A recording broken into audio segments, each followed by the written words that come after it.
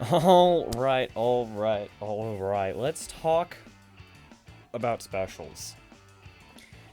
Now, Splatoon 2 specials are a very different story from Splatoon 1 specials. I mean, they're just a whole different thing. But we're just going to start this video is, the bad things about every special. And I will find something.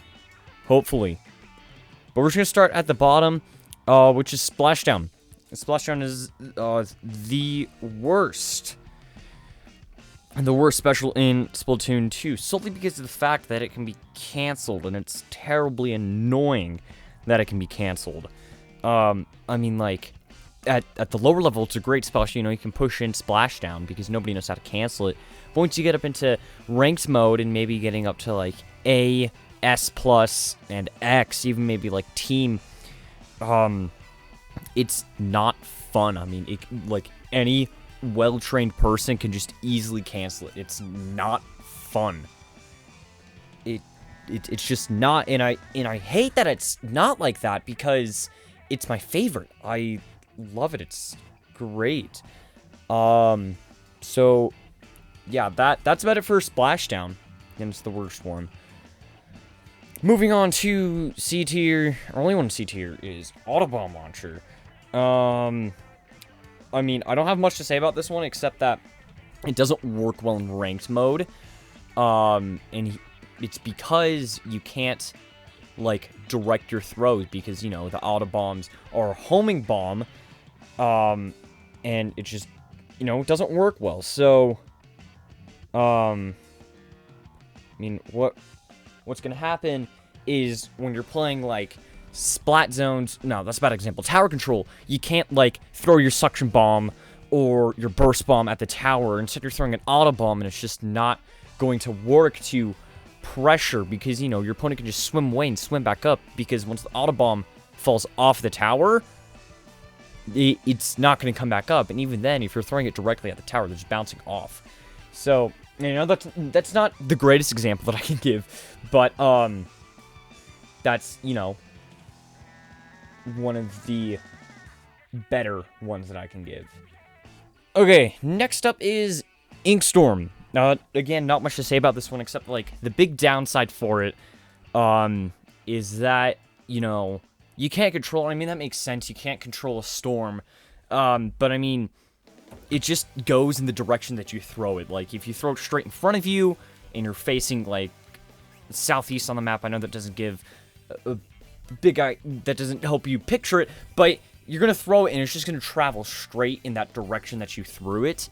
So if you throw it really far, it's not gonna do anything. I mean, however, it's great for countering pressure in tower control and possibly clamblets, because it gets your opponents out of it. I mean, the only reason that it would not work well is if your opponents had a lot of ink resist up, which I think is kind of pointless, because it's not the greatest ability chunk in the game. But, they could have that. I mean, I see a lot of weird combos for ability chunks and gear, so, that's cool. But yeah, that's really the only downside of it. It's pretty simple to get around. I mean, especially on larger stages, like moray towers, like on clamblets. If you, like, threw it in front of the clam, they could come from up top. They could come from, any of the other flanking sides that go around Inkstorm. So that's really the only downside to it. Next up, we have Baller. And I do have a few things about this one. Number one is, although it has quite a bit of health, I think it has 400 health. If you have a good weapon, like a fast Splatling, or, Baller's getting double teamed, they're not exploding it, it's going to break. Although it's a great defensive option, like, say you're being pressured, and and that you still have enough, like, health points to activate it, because I know I have done it before. I've canceled somebody's Baller because they've taken enough damage. It's pretty funny to see. Like, they start spinning and then they just die. I'll upload that clip on Twitter if you follow me there. But yeah, that's the main problem, is that it can be canceled if you're being teamed really hard, or, you know, just a lot of things get thrown at it. Like, bombs do a lot to it, so if you get burst bombed, or literally any bombs, I think also Ultrastamp can break that, and Inkjet as well.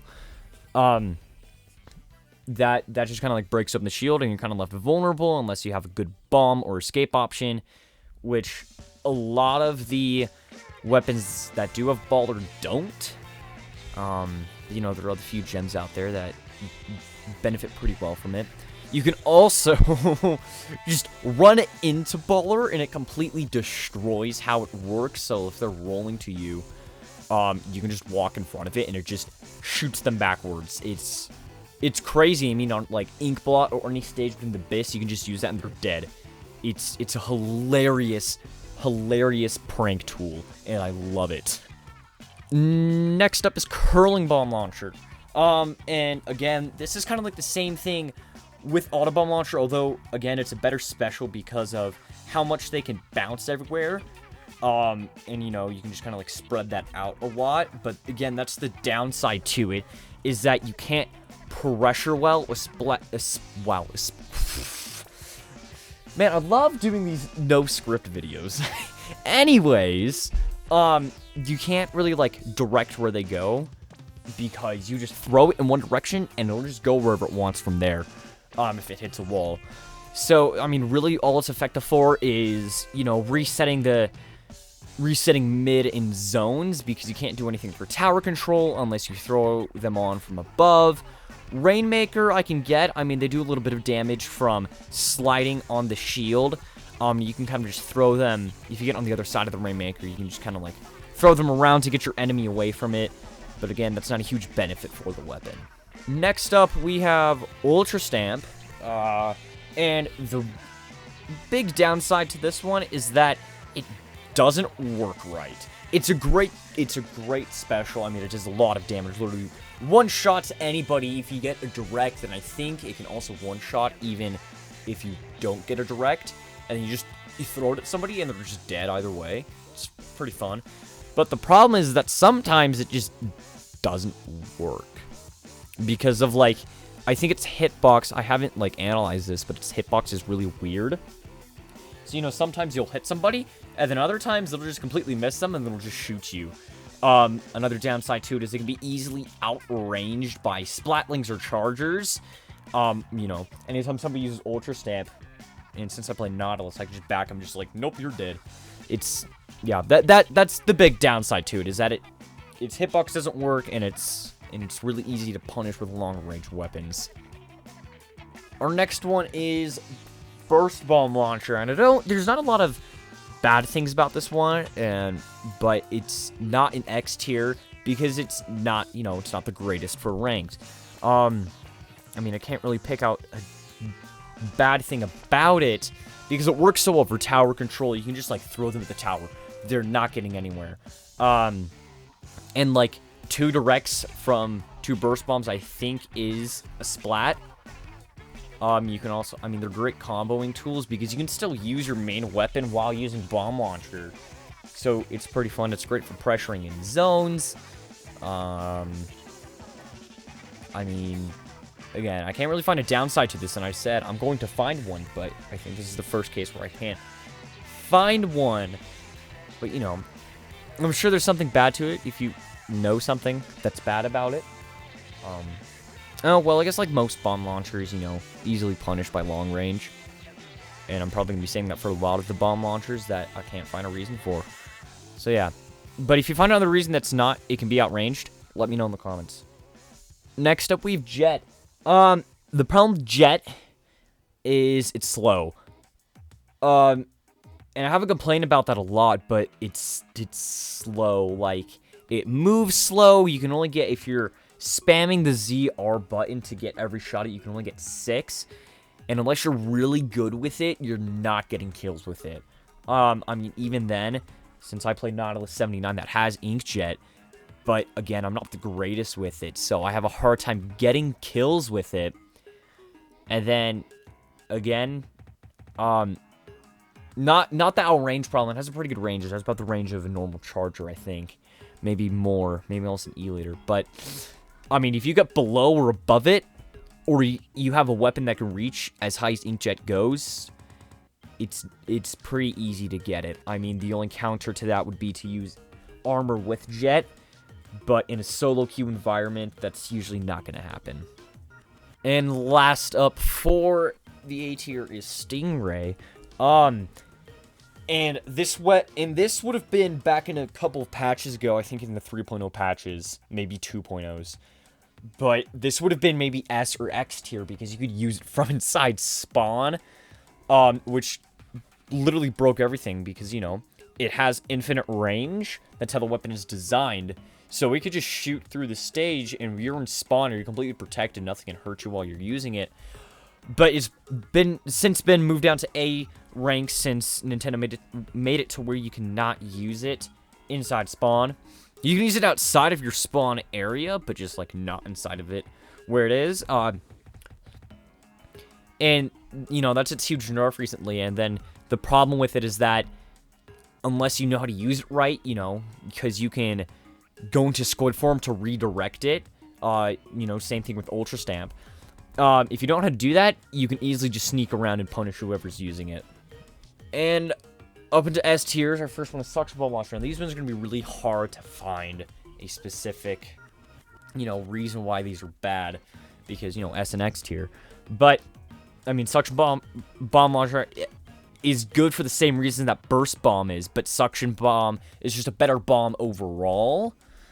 The only downside to it is that, unlike Burst Bomb, when you throw it, it takes some time to explode, so you can't get that direct hit on somebody like with the Burst Bomb if you're using, I think, Grim Range Blaster. It doesn't have Burst Bomb launch, but it does have Burst Bomb as its sub. You can throw that, and then combo that straight into an indirect, as long as you get a direct with the Burst.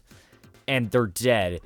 But, you know, Suction Bomb, you can't do that. You can't get indirects or direct hits with it. It just kind of, like, explodes, although that's great for, you know, you just throw it straight at the tower and it stays there, so it keeps the opponent off of it. You can't, you know, you can't really combo it for kills.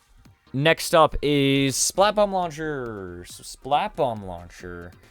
I mean, it's a great one. Splat Bomb is one of the best bombs.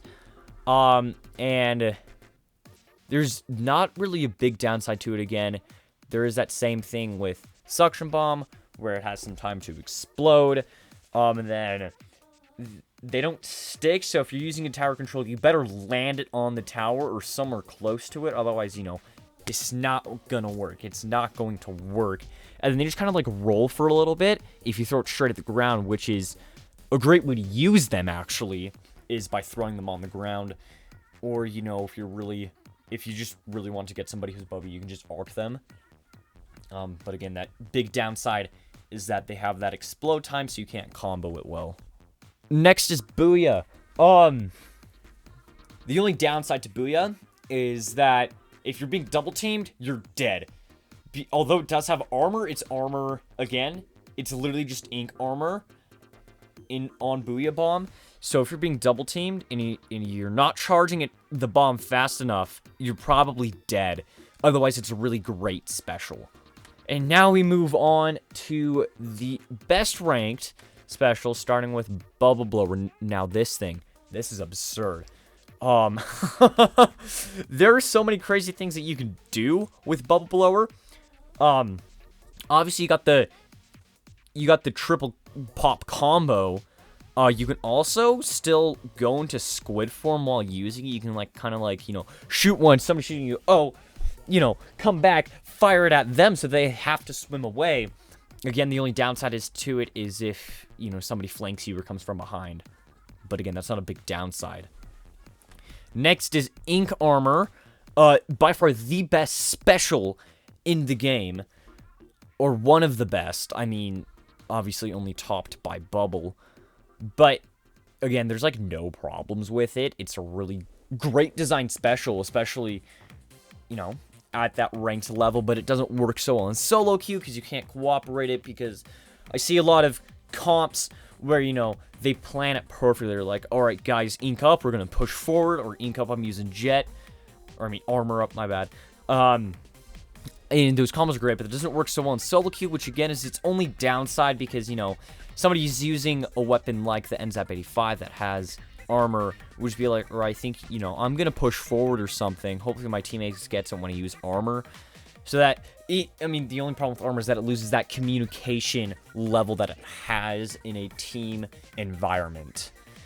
And last up, the third best X tier. I did these kind of backwards, sort of. My bad. But Tenta missiles. Again, the only downside is that, you know, it can be flanked.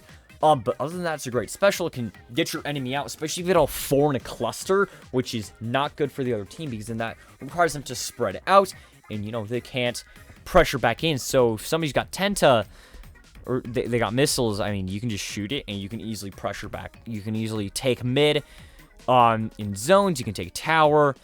It's a great special.